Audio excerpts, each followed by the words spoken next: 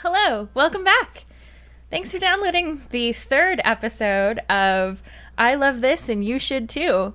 I'm Samantha. And I'm Indy. So how you doing today, Samantha? I'm pretty good. I have a nice big beer here, and I'm nice and cozy in our living room. We are drinking a Fireside Warmth from Red Racer. It's a spiced apple honey saison. It's a nice toasty saison. I like it because it's both summery and wintry at the same time. Cause yeah, saisons make me think summer, but it's like a cinnamony apple one. I love spicy beers in the winter. Yeah. Since we talked last, have you watched anything good in the last little bit? I'm currently binging You on Netflix. Which is a show starring Penn Badgley and Penn Badgley? Penn Badgley of is Gossip that a Girl name fame. Of?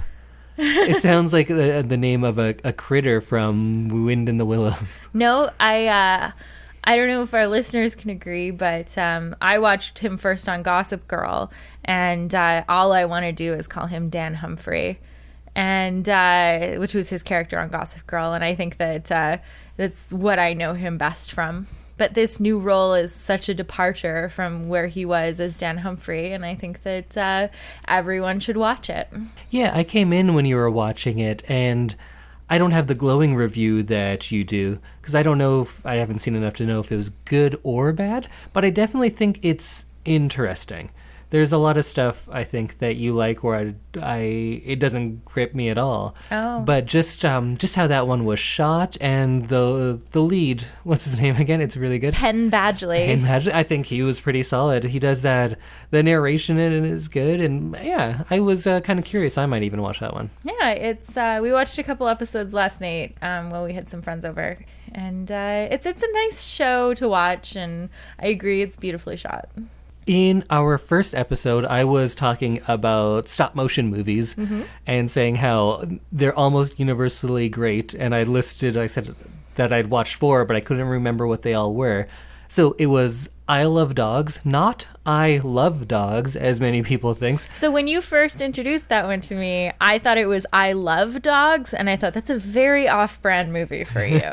So Isle of Dogs is a Wes Anderson movie from 2018. Which makes a lot more sense. I missed it when it came out. I think it didn't get as big of a release as something from that Wes Anderson I thought deserves. I think it was at our art house and maybe the really, really big theater, one of them. Yeah. And I don't think it was anywhere else. But anyways, it was very good. The other one was My Life as a Zucchini, which is a French movie which is very sad and heartbreaking, but also very uplifting. So it's not all doom and gloom. It's a story of an orphan, and the way he's orphaned, of course, is very sad. But it's happy. It's a good movie. It's not going to make you feel like junk. You'll be very happy if you watch that one. I feel like My Life as a Zucchini? Yes. My Life as a Zucchini and I Love Dogs are both children's movies.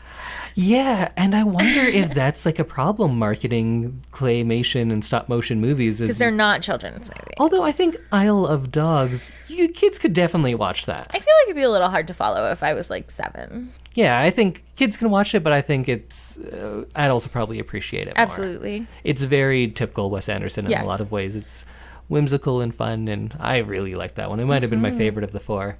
And yeah, My Life as a Zucchini, or Ma Vie de Courgette, because it's in French. Oh. And then Anomalisa was the other one, which is a Charlie Kaufman movie, which a lot of you maybe don't know, but he's...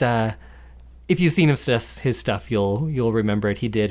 He's a writer for the most part. He did Synecdoche, New York, Adaptation, and Being John Malkovich. So if you know how weird those are, this is one where it's a stop motion that he wrote and directed. So you can imagine how weird it is. It's very postmodernist. It plays on identity and how the transferability of identity almost. Oh. And I know this makes nobody want to see it. Postmodern stop motion. You're really selling it. It has a very long sex scene with stop motion figures. So that sounds like something I would not want to watch. It's not as awkward as you'd think. I get really awkward when there's like anything super sexual on television. And it's played deadly serious because you'd think like, oh, stop motion sex scene, it's going to be hilarious. And they went into a lot of work to like not make it a joke. I think they succeeded. A lot of people hated this movie, and if you hated it, I completely understand why. I think it's worth watching. And the other one was Kubo and the Two Strings, which is a lot of fun. That's the one you couldn't remember. Oh, no, it was My Life as a Zucchini. I couldn't remember. Okay, yeah. Kubo and the Two Strings, also very good. It's kind of a fable, and that one definitely kids can watch it, but great for adults too. Had a really good cast, all of which I'm forgetting right now, but all 4 of those movies, I definitely suggest that you go out and watch them. Oh, okay. Well, that sounds all great. But let's get into your recommendation It's next. my week for movies. So in case you're just joining us or forget how this podcast works, we're taking turns introducing each other to something they haven't seen, something that they most likely normally would try to avoid, something new to them. So earlier I had gotten Samantha to watch The Sixth Sense, and this week she has something picked for me. So I'm dying to know, what am I going to watch? So this week's movie, which is probably one of my all-time favorite movies, you're going to be watching Bring It On, the 2000 hit movie about cheerleading squads from opposite sides of the track competing to win at UCA Nationals. Oh, so we're kind of sticking in the same era. I did Sixth Sense from 99, and now we're up to 2000. Yeah, this was probably one of the first movies that I saw in theaters and then went back the next week to see it again. Oh, you watched it in theaters more than once? Yes. You know what? I don't know if I've ever done that. This movie became like my obsession. Huh. So I'm a cheerleader now. I'm a cheerleading coach. Well, I hear once a cheerleader. Always a cheerleader, Always a yes. cheerleader. But this was the first kind of introduction for me to cheerleading. And it was very influential to me. And I went home and I used my early 2000s internet to research everything that I could find on the internet about cheerleading, and then later went on to be on my high school cheer team. And so this movie made you want to be a cheerleader? Yeah. Wow. Absolutely. I kind of thought you were a cheerleader and then loved the movie. No, this was what kind of made me interested, and I said, I want to do this, and this is something that I feel like I could be really good at. So the only part I knew it's a cheerleader movie. I knew nothing about besides that. Yeah. You said it's troops, what do you call them? Teams? Squads from opposite sides of the tracks. Yes. Oh, that's exciting. I like that. That plays well in any sports movie. They do that. No, absolutely. It's good. like rich team, poor team, or like talented team, new team. Oh, before we watch anything, can I tell you what I think it's about? Please tell me what you think Bring It On is about. Okay, because you said opposite sides of the tracks, there's going to be one team that's... Can I know what state it's in? California. Okay, California. So one team is from like Beverly Hills. They're all blonde. They have a definite hierarchy, and they're like really kind of mean to each other in a way. Like there's like a leader who's like doesn't take shit from anyone. And then the other team is from like, they're from Compton, and they're... I'm sorry, did you write this movie? Am I right? Yeah, you're very close. So they're... I wanted, because they're from, are they actually from Compton? They're from East Compton, California. Oh, so I was going to say, my first guess was going to be they won't make them Compton because they don't want to make a whole team black because they can't do that in a movie. Compton Clovers. But if they're from Compton, they have to be black, right? They're like mostly black and Latino. And Hispanic. Yeah. Okay, that's what I was guessing. And they're like the scrappy ones. Like, we don't have anything, but we work hard. They do something to innovate in their own way. Like in all the sports movies, the scrappy one, they have like a little thing that's not that the rich people or the privileged people or the Ivan Dragos of the world. They have it's spirit that they have. They have something within them that gives them an upper hand. Cheerleaders with spirit? Yeah. But I'll have to watch maybe I'll know more, I'll be able to guess more after watching the trailer, because they can't have the rich white people be bad, because that's just not a thing you can do in movies. So they have to be redeemed in some way. But yeah, I'm curious to see how it goes. It's a whole thing. Should we watch the trailer? I'm actually really curious to see. Let me tell you who's in it first. Okay.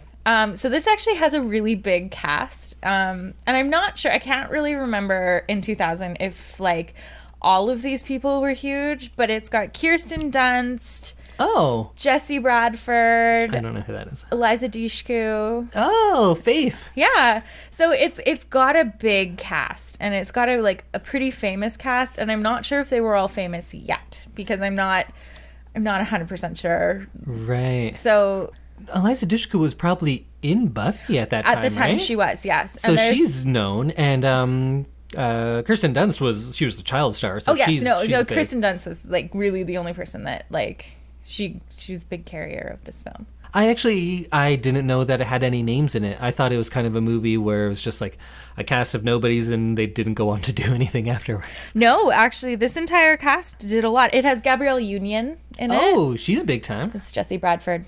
I'm currently showing Indy a picture of Jesse Bradford. Okay, I don't think I know who that is. Okay, anyway, I watched this last night with my best friend before Indy got home from a thing he was at, and we both agreed that we had a huge crush on Jesse Bradford at this time period. So should we watch a trailer? Let's watch the trailer. Ever been to a cheerleading competition? They've got the moves. They've got the style. And now, we have a problem. You ripped off those cheers. they've got competition. Do you think a white girl came up with those moves? We're in trouble.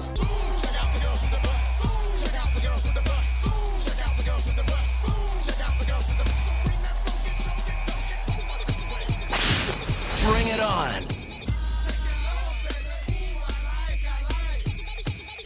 This doesn't look great. I don't know if it was just a lot of butts. It was a lot of butts. The song was even just check out the girls with the butts. Mm-hmm. So is it just it's a butt movie? So I didn't pick the original theatrical trailer because it's almost 3 minutes long.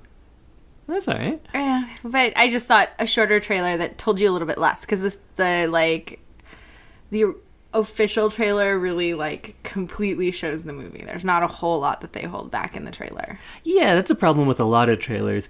But this just makes it look like complete insanity without any real thought behind it. So this trailer makes me much less excited to see it, that's for sure. It looks like silliness, but not fun silliness. Okay. That's fair. It's a very misleading trailer. Oh, okay. All right. Well, I guess I'm just gonna have to watch and see. Yes.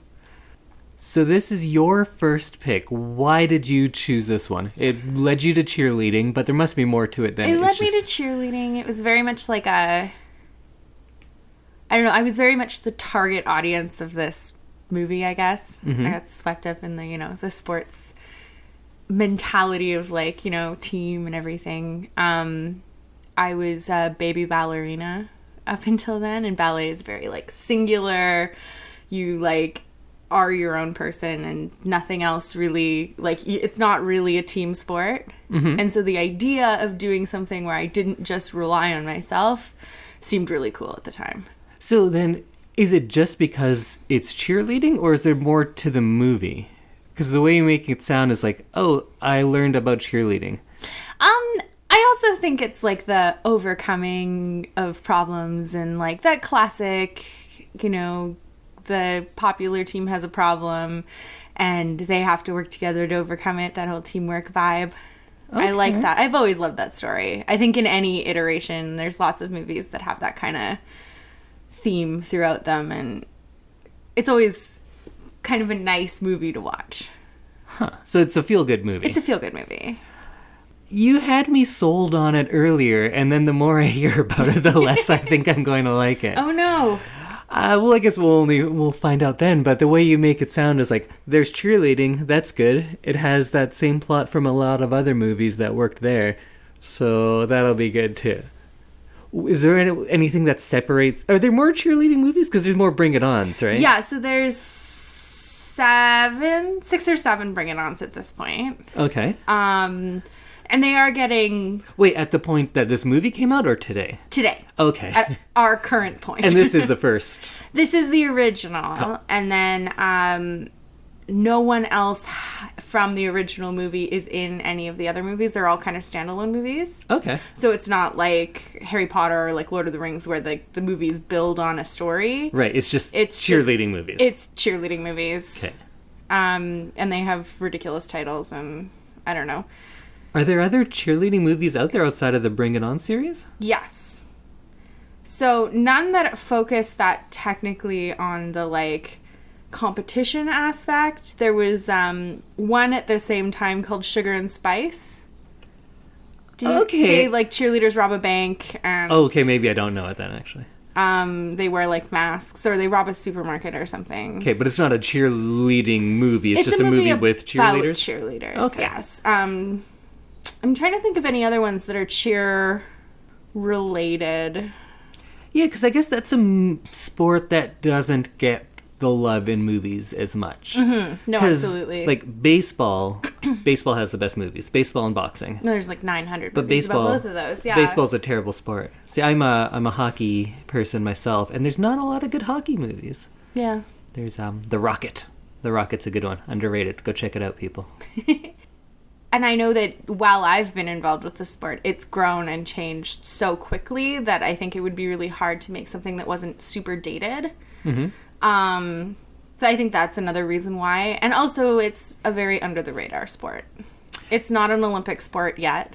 2026. Woo! But I think that once it's more widely like consumed as a sport, it'll become a little bit bigger. There is a big Hollywood movie coming out in the next couple months about I can't remember what it's called. Is it called Palms? Oh, it is a cheerleading movie? It's a cheerleading movie, but it's about women who go to this retirement community and then start a cheer team. So it's like all elderly cheerleaders? Older women, yeah. Oh. Yeah, so it looks really good, and I've actually had like 3 or 4 friends send me the trailer on Facebook, being like, have you seen this? Have you seen this? Huh. And so I think it's definitely going to be one that I see, but it's becoming a little bit more mainstream now that it's kind of being regarded as its own sport, not just like adjacent to football or something. Exactly. And it's a fairly new sport in the scheme of sports. Yeah. I think that now it's being passed down from like generation to the next generation. And so that's kind of neat to see that become its like generational thing.